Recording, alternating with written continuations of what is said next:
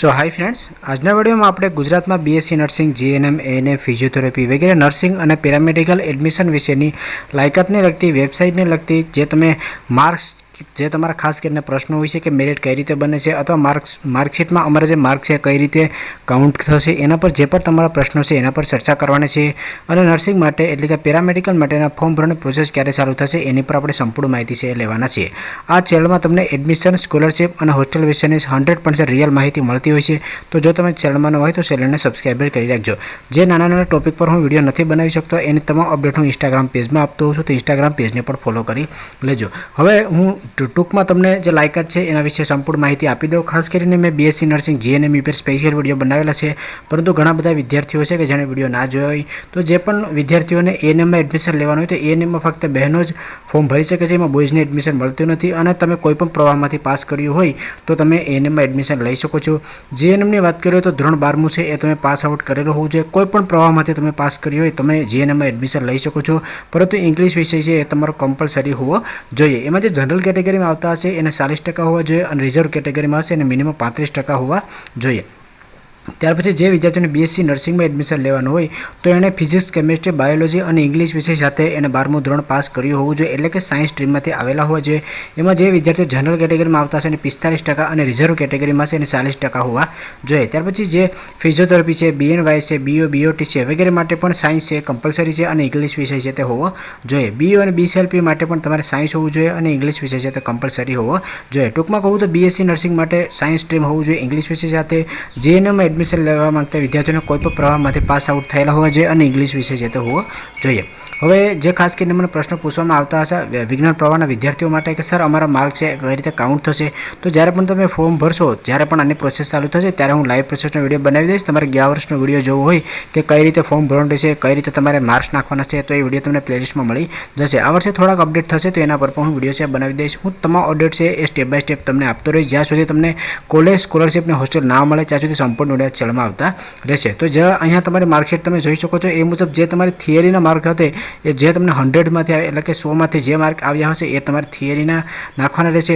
જે વિદ્યાર્થીઓ વર્ષ 2024માં ધોરણ 12મું પાસ કર્યો છે એનો ડેટા ઓટોમેટિક જ ફોર્મ ભરતી વખતે આવી જશે. જે વિદ્યાર્થીઓએ 2024 પહેલાં પાસ આઉટ કર્યો છે તો એને મેન્યુઅલી ડેટા છે તે નાખવો પડશે. એટલે કે જ્યારે તમે ફોર્મ ભરશો અને તમે 2024માં પાસ કર્યું હોય પછી તમે કોઈ પણ પ્રવાહમાંથી પાસ કર્યું હોય તો તમે તમારો સીટ નંબર નાખશો એટલે ઓટોમેટિક જ તમારા માર્ક છે તે આવી જશે. તો તેમ છતાં તમારા માર્ક ના આવે તો અહીંયા જે પણ છે તમારે થિયરીના માર્ક નાખવાના રહેશે અને પ્રેક્ટિકલના માર્ક પણ તમારે નાખવાના રહેશે અને ઇંગ્લિશ વિષયના સેપરેટ માર્ક છે તે નાખવાના રહેશે અને જે પણ તમારા ટોટલ માર્ક હશે એ પણ તમારે નાખવાના રહેશે. આવી રીતે જે વિજ્ઞાન પ્રવાહના વિદ્યાર્થીઓ હોય અને એ રીતે નાખવાના રહેશે. જે સીબીએસસી બોર્ડના વિદ્યાર્થીઓ હશે એ વિદ્યાર્થીઓને પણ થિયરીના, પ્રેક્ટિકલના અને ઇંગ્લિશ વિષયના માર્ક નાખવાના રહેશે.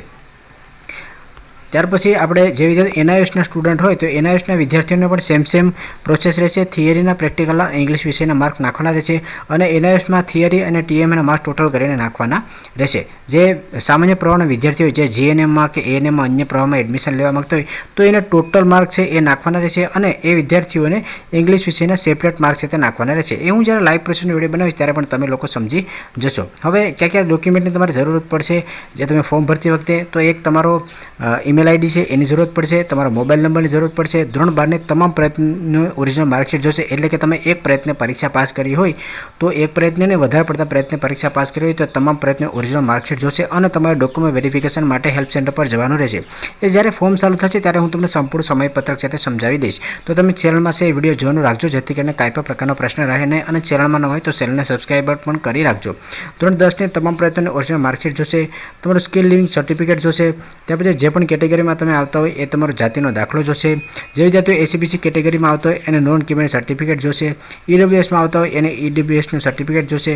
દિવ્યાંગતા ધરાવતા હોય એ વિદ્યાર્થીઓને અપંગ એટલે કે દિવ્યાંગતાનું સર્ટિફિકેટ જોશે. જે વિદ્યાર્થીઓ વિધવા અને અનાથ બાળક હોય એને પોતાનું વિધવા અથવા તો અનાથ બાળકનું સર્ટિફિકેટ જોશે.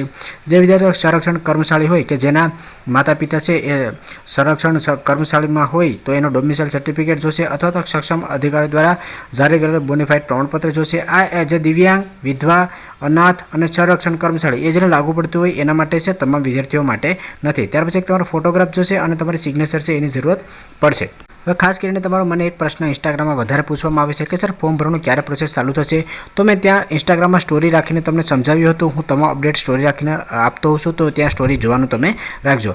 તો દર વર્ષે જે નીટનું પરિણામ આવી જાય ત્યાર પછી તમારે ફોર્મ ભરવાની પ્રોસેસ ચાલુ થતી હોય છે, કારણ કે પેરામેડિકલ નર્સિંગ માટેની પ્રવેશ પ્રક્રિયા છે એ મેડિકલ સાથે ચાલુ થતી હોય છે. ગયા વર્ષની વાત કરું તો છઠ્ઠા મહિનામાં 28 તારીખે એટલે કે જૂન મહિનાના લાસ્ટમાં છેલ્લા વીકમાં આના ફોર્મ ભરવાની પ્રોસેસ ચાલુ થઈ હતી. તો આ વર્ષે પણ હજી નીટનું પરિણામ નથી આવ્યું. નીટનું પરિણામ આવશે ત્યાર પછી ફોર્મ ભરવાની પ્રોસેસ ચાલુ થશે. એટલે ટૂંકમાં કહું તો તમારી ફોર્મ ભરવાની પ્રોસેસ છે એ મોડી ચાલુ થશે. આ ઉપરાંત પણ જો કદાચ કમિટી નક્કી કરે અને વહેલા ફોર્મ ભરવાનું આપશે તો પણ હું તમને તમામ સમયપત્રક અને ફોર્મ ભરવાની પ્રોસેસ એ સમજાવી દઈશ.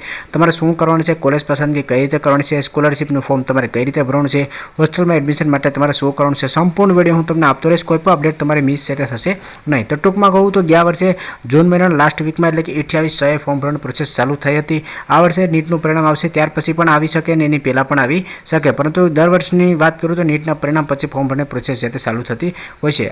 ગુજરાતમાં નર્સિંગ એટલે કે પેરામેડિકલ, બીએસસી નર્સિંગ, જીએનએમ વગેરે કોર્સીસ માટે ફોર્મ ભરવા માટેનો ઓફિશિયલ વેબસાઇટ છે મેડિકલ એડમિશન ગુજરાત.org. તમે ગૂગલ ક્રોમ બ્રાઉઝર જે પણ બ્રાઉઝર યુઝ કરતા હોય એમાં મેડિકલ એડમિશન ગુજરાત સર્ચ કરશો, તમારી સમક્ષ જે ઓફિશિયલ વેબસાઇટ આવશે પ્રથમ એના પર તમે ક્લિક કરી દેશો. ક્લિક કર્યા પછી અહીંયા પહેલાં તમને મેડિકલના જોવા મળશે, નીચે તમને નર્સિંગ અને ફિઝિયોથેરાપી અન્ય કોર્સ જોવા મળશે, એના પર તમે ક્લિક કરશો. અત્યારે વેબસાઇટમાં એડમિશન યર 2024-25 આવી ગયું છે, એટલે કે હવે વેબસાઇટ છે અપડેટ થવા માંડી છે. ટૂંક સમયમાં જ મેં કીધું એ મુજબ નીટનું પરિણામ આવશે ત્યાર પછી ફોર્મ ભરવાની જાહેરાત છે કરવામાં આવશે. અહીંયા લેફ્ટ સાઈડમાં તમને કોલેજ છે એ સરકારી કોલેજ હોય, સેલ્ફ ફાઇનાન્સ કોલેજ હોય, એની ફીસ જોવી હોય, એનું લિસ્ટ જોવું હોય, એમાં કેટલી સીટ અવેલેબલ છે, કઈ કોલેજમાં હોસ્ટેલ અવેલેબલ છે કે નહીં, અથવા હોસ્ટેલ છે તો એની ફીસ કેટલી છે, કોલેજની ફીસ કેટલી છે, સંપૂર્ણ માહિતી અહીંયા તમને મળી જશે. તમારે ફિઝિયોથેરાપીની જોઈ, બીએસસી નર્સિંગની જોઈ, જીએનએમની જોઈ, તો સંપૂર્ણ માહિતી અહીંયા તમને મળી જશે. તો જેવું એડમિશન પ્રોસેસ ચાલુ થશે ત્યારે પણ હું સંપૂર્ણ જે માહિતી છે તમને લોકોને આપી દઈશ. તમને અહીંયાથી સંપૂર્ણ માહિતી છે તે મળશે. કોઈ પણ અપડેટ હશે, કોઈ પણ અપડેટ તમારે મિસ નહીં થવા દઉં. જો તમને આ વિડીયો પસંદ હોય તો લાઇક કરજો અને ચેનલમાં ન હોય તો ચેનલને સબસ્ક્રાઈબર કરવાનું ભૂલશો નહીં. ઇન્સ્ટાગ્રામ પેજમાં પણ અવશ્ય ફોલો કરી લેજો.